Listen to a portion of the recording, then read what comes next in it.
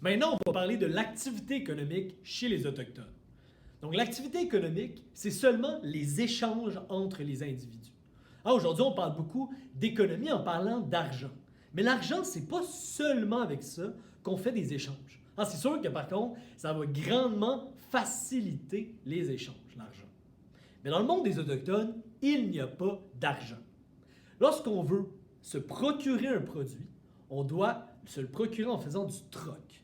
Le troc, ça veut dire qu'on échange un produit contre un autre sans utiliser de monnaie. Ça, c'est extrêmement important à comprendre. Il n'y a pas de monnaie chez les Autochtones.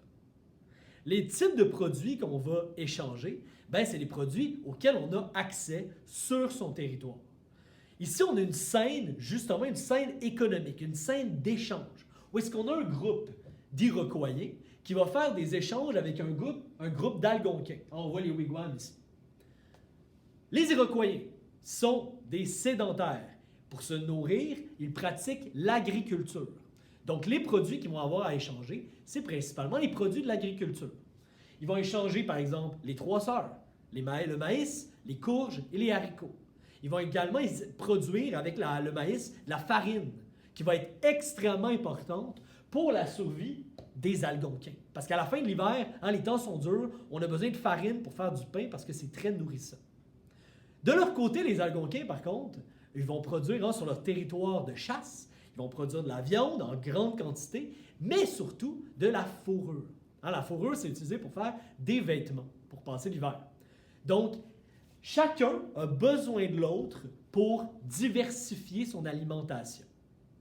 Par contre, chez les Autochtones, pour faire des échanges, on doit obligatoirement être allié avec l'autre nation.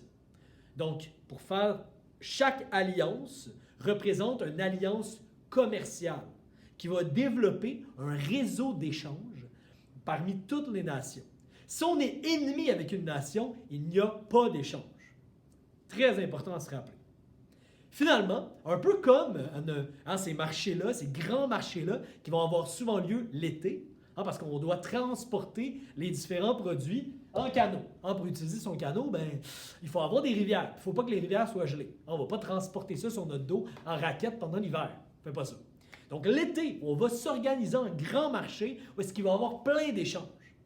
Un des plus grands marchés au nord de l'Amérique, c'est le marché de Boston, qui a même autant, sinon plus, de transactions économiques que les plus grands marchés d'Europe à la même époque.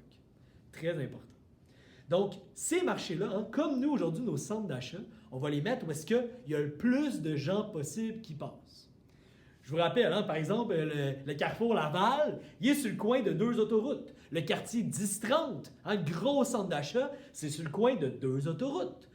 Puis sur une autoroute, il y a plein de gens qui passent, donc plus de chances que les gens arrêtent pour acheter des choses.